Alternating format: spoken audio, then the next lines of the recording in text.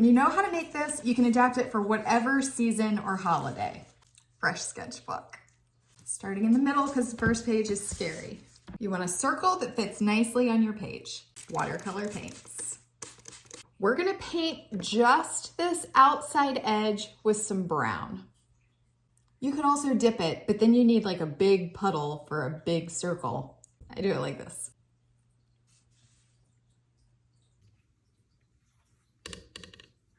It's not a perfect ring. It's gonna be fine. Now we're gonna add little wispy branches off of our ring. I'm gonna show this to you in real time so you can see that I start out kind of slow, but then I'll get into a rhythm and I'll start going a little bit faster.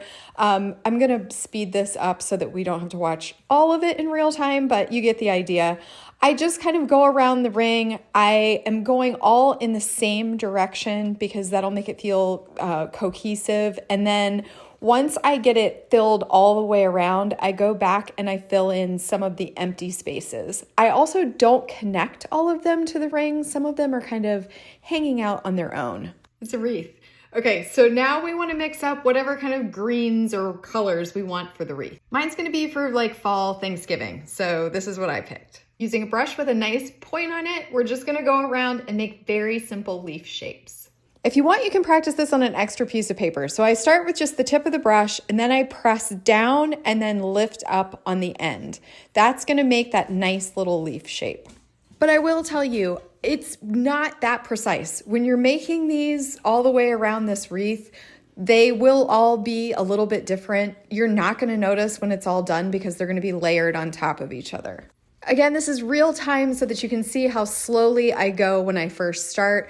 But I will pick up the pace the more I get into it. I also start with just one color and just kind of do them randomly around the wreath, and then I'll switch to one of the other colors that I mixed up. I start kind of light on this first layer, and then I build up the color by adding a little bit more pigment as I go. As I do this, I keep the leaves separate so they don't touch. That way they don't all run together. But eventually you'll get to the point where you have no spaces left. So then I did let it dry before I went in and added another layer. Now I'm gonna use a slightly smaller brush and do little tiny leaves. So the first brush I used was a size 8 brush. This is a size 6. If you don't have a smaller brush, just use the very point of whatever brush you have. It might be a little bit more difficult to get that tiny little dot on there, but you can definitely do it with a good brush. I'm just adding these leaves wherever I feel like I need some extra filler. And some little yellowy, well, hello. Some little yellowy orange berries. Just use the very point of the brush to add these little dots. Those are the berries. And you can do any color scheme on this. You can do any elements that you think you might like in your wreath. It's really versatile.